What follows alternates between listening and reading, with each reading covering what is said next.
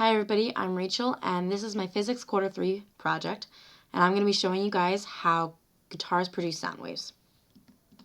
Before we get started, you're going to need to know some key terms to help follow along with this.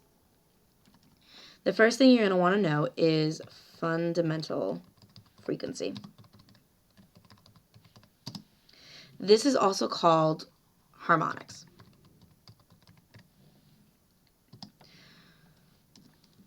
We're going to be talking about 3 different harmonics, the first, second, and third harmonic.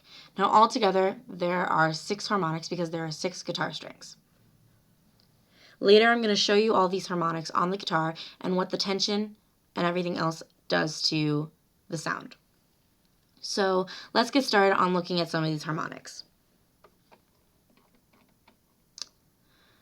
The first fundamental frequency, or first harmonic, looks like this. It has 2 notes and 1 antinode. Now, because of these 2 notes and 1 antinode, the pattern is disrupted. This only creates half a wave for the first harmonic. So as you can see here, here is the string length.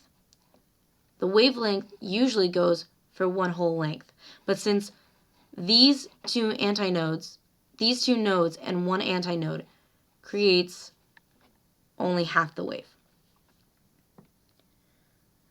Then we have the second harmonic. As you can see, there are more nodes and more antinodes. The second harmonic on a guitar string is produced by adding 1 more node between the ends of the guitar string. The additional nodes give second harmonic a total of 3 nodes and 2 antinodes. This creates a standing wave pattern for the second harmonic as 1 full wavelength. So as you can see here, this is the string length and there is another full wavelength. The next thing we have is the third harmonic. Again, you can see there are so many more nodes and antinodes. By adding these extra nodes and antinodes, it'll leave us with 3 halves of a wavelength. So, as I scroll down to this chart, here are how many harmonics. I didn't add the 6 because it's basically the same thing as the first. So you have the number of waves in a string and the number of nodes and antinodes. So for the first harmonic, you have half of a wave. This creates 2 nodes and 1 antinode, and the wavelength equals 2/1, which is 2, times the length. This continues throughout. Now, if you want to see the math, this is the algebra. The length is 1/2 of the wave, so the wavelength equals 2 times the length, or 2/1. Then you have length equals 2/2, which is basically 1, as you go up here and see. So the second wavelength is 1, or 2/2. This continues on, and it's going to continue with all 6 strings. Now, before we go on to fundamental, I'm going to show you how it all works. So before we move on, I'm going to show you how it actually works on the guitar string. Now, on a guitar, you have an open air column. This circle right here, when I make the sound goes into the guitar and bounces back off because of the air column. There are 2 different air columns, closed and open. Acoustic guitar has an open, but an electric guitar doesn't have this hole, so it has a closed air column. Now up here, these buttons, not really buttons, but more like knobs on the guitar, tighten and loosen the guitar strings. If you tighten them, it creates more tension, so you get a higher pitched sound, sharp or flat. If I lower it, you get a flat sound. So high is sharp, low is flat. Now if I come back to here, you can see that the string is making waves. This string here is the E string. It is also the first harmonic. This is the 6th harmonic, which is the high E string. So we have E, A, D, G, B, E. if I play a chord, it makes the sound all together. Now, when I do a chord, I'm creating more tension on the string.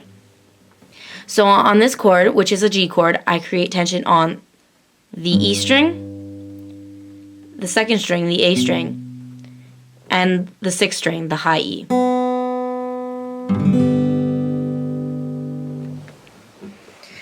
Now, as I go down, strum down, all of them are making wave patterns.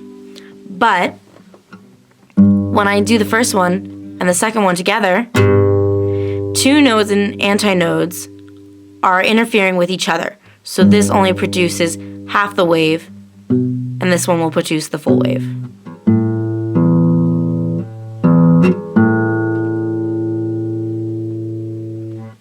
So now that we see how the waves are made using the open air column and tension on the strings, let's go back and see how to calculate everything. So now that you know how the guitar produces the sound by using the open air column of the guitar and the tension of the guitar string, let's try applying the basic wave relationship to the fundamental frequency. So let's talk about calculating vibrations. You're going to use this formula to calculate your vibration. Frequency equals velocity of the wave on the string divided by 2 times the length. So for example here, I have 1 full length, or the wavelength divided by 2. To find wave velocity, you're going to use velocity equals square root of tension divided by mass divided by length. But an easy way to put it all together is frequency equals the square root of the tension of the string divided by mass divided by length, all over 2 times the string length. As you can see here, I put on the side what each of the symbols mean in case you didn't catch any of that. So, all these formulas show the vibration of all the harmonics as fundamentals, and each harmonic will form a standing wave on the string. Now that you know how guitars produce sound waves, go try it for yourself. Get your fun on by studying your guitar's fundamental waves. All information was gathered from physicsclassroom.com and hyperphysics.edu.